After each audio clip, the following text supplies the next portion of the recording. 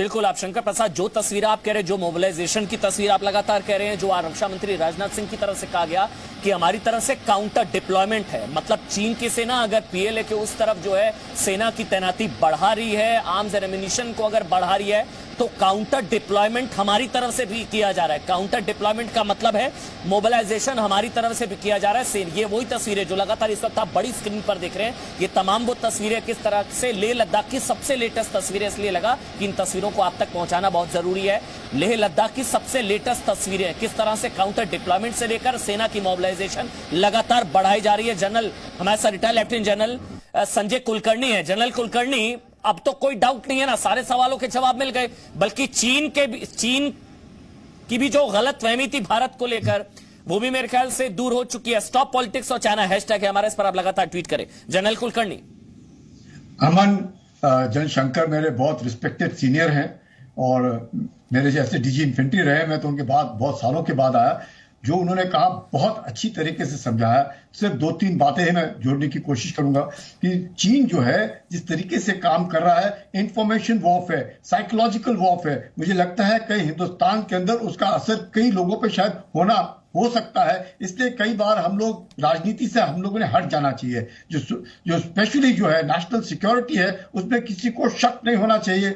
हम जो हिंदुस्तान की फौज है, जो भी देश का नेतृत्व करता है उसके साथ खड़ा मिलेगा। बस हम लोग पीएलए नहीं है, हम लोग किसी पार्टी की फौज नहीं है, हम देश की फौज है, इंडियन आर्मी। जो भी देश का नेतृत्व करेगा हम उसके साथ खड़े मिलेंगे। और जिस तरीके से आज रक्षा मंत्री, हमारे रक्षा मंत्री हैं, वो उन्होंने जिस तरह से कहा है कि फौज ने संयम भी दिखाया है और शौर्य भी दिखाया है और आगे भी दिखाते रहेंगे, इसमें भी किसी को शक नहीं होना चाहिए। जिस प्रकार से पूरी हिंदुस्तान की फौज टक्कर देने के लिए खड़ी है, आज चीन अपने घुटने इसलिए टेक रहा है कि हिंदुस्तान की फौज आंख में आंख मिला करके बात कर रही है। ये जो क्यों हुआ है, जब पूरा देश इकट्ठा होता है, जब नेतृत्व एक स्ट्रांग नेतृत्व होता है, एक सक्षम फौज होती है, पूरा देश साथ खड़ा मिलेगा।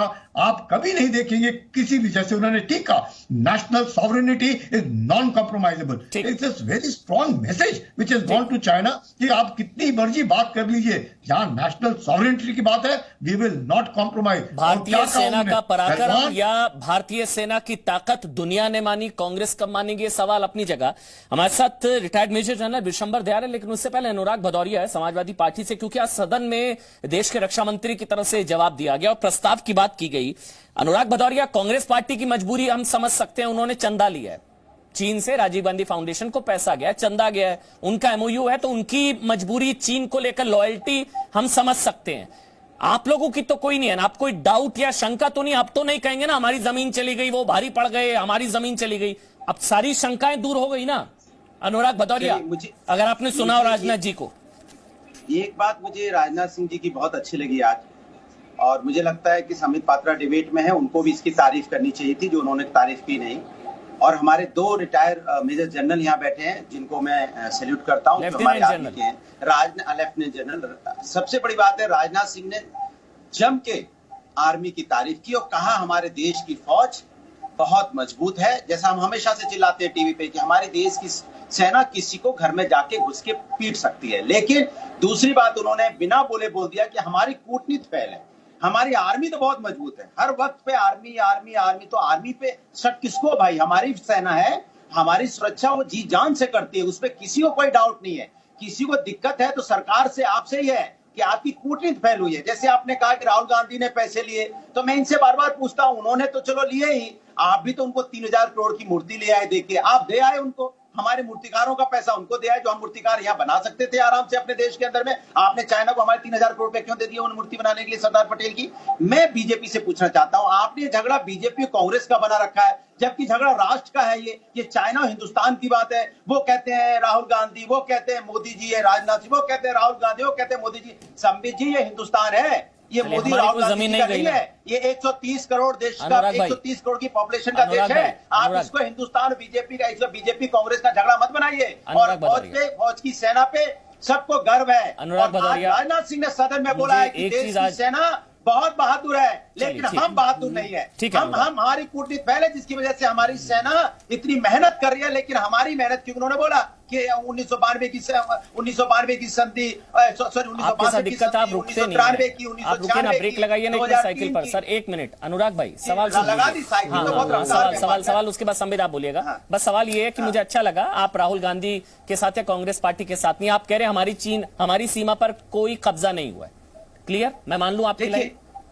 देखिए मेरी बात ये मान लीजिए, साफ साफ जैसा राजनाथ सिंह जी ने बोला कि 38,000 जो 1962 में हमारी जो जमीन गई है, हाँ। तो जिम्मेदारी सरकार जो 2014 में आई, इसकी क्या जिम्मेदारी है? क्या जिम्मेदारी वापस लेने की नहीं है कि खाली रोने की है? अच्छा, कि चली चलिए, गई अच्छा लगा आपको, चलेगी तो लाओ ना वापस। अच्छी किसने बात है, सरकार सेना में से आया? उम्मीद है आपको। वापस लेके आइए ना। हमारी जमीन अगर पर कोई चाइना- कब्जा नहीं हुआ ना। अगर 1962 में चाइना ने हमारी ले रहे हैं जमीन सर, वो कब्जा ले रहे हैं, की, हमने राजनाथ ऐसी सिंह चोट जी के कह ऊपर रहे कब्जा तो किया जो कब्जे में 62 के बाद तो पहली बार वापस कर रहे लेके हैं। आइए ना। अनुराग, हमारी वापस लेके जमीन आइए, पर हम आपके कब्जा साथ नहीं हुआ खड़े ना, हमारी कोई जमीन पर कब्जा नहीं हुआ ना।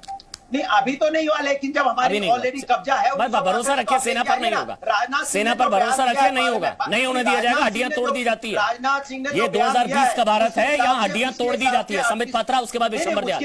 उसके हिसाब से वापस लेके कब आएंगे? खाली रोएंगे? खाली जी जी, रोना आएंगे आएंगे, वो भी लेंगे, वो भी लेंगे। क्या था वो 1962 नेहरू में? नेहरू की अमन भाई, गलती, अगर मोदी बीच में करेंगे, कोई ना बोल सुना। चिल्लाए तो हम आराम से बोल पाएंगे। जी जी, मैं भी इसलिए रिक्वेस्ट कर रहा हूँ, एक एक करके आराम से। आगे पीछे मत छिपिए। चलिए, अगर ये इन पे जरा ब्रेक लगाइए, इनकी आवाज को कम करिए। अनुराग भाई हो गया, ये मेरे एलएसी में घुस के आ रहे हैं, आना दिखाना जरूरी ये है मेरे कि LAC में घुस आए हैं, हुई इनको है। जरा उधर रखिए। सेना चलिए, के ठीक है। ऊपर उंगली मत उठाइए। सेना इनको कामयाब जरा है, हमारी शांत तो बात करिए। है। अमन भाई, आपने कैसे क्या बोलूं? किया? एक बात कैसे, बताइए, क्या मैं बताइए मुंह फिर पे जाके बोफोर्स तो यहाँ दागना पर पड़ेगा, फिर आप भाई, नाराज हो समझ जाएंगे। जाइए, अनुराग भदौरिया। पैसे करके बोलते रहना या लोगों को गुमराह करना, चलिए, देश के लिए कुछ करेंगे भी ठीक। या आर्मी के पीछे छुपे नहीं, नहीं, रहेंगे? वो- चलिए, आर्मी ठीक से ठीक बात ठीक, नहीं है, भगवान। चलिए, हो गया अनुराग भदौरिया। वो चाइना से भी लड़ो, फिर या भदौरिया से भी लड़ो, आपने क्या किसी किया? से लड़े हम मुझे विशंबर दयाल के पास जाना है। साल संबित में पात्रा। आप कितनी जमीन वापस लेके आए चाइना से? आप तो बल्कि उनसे तो उनके साथ झूला झूल रहे थे, आप तो गलवैया कर रहे थे, आप तो उनके ये साथ शांत सामान शांत तो बनाकर हूँ, मंगा तभी रहे तो थे। बोलूंगा, मैं चिल्ला नहीं सकता हूँ। भदौरिया जी, बस करिए। मैं चिल्ला नहीं सकता, अमन भाई, इनकी आवाज कम करिए, फिर बोलूंगा। क्यों आपने दोस्ती बढ़ाई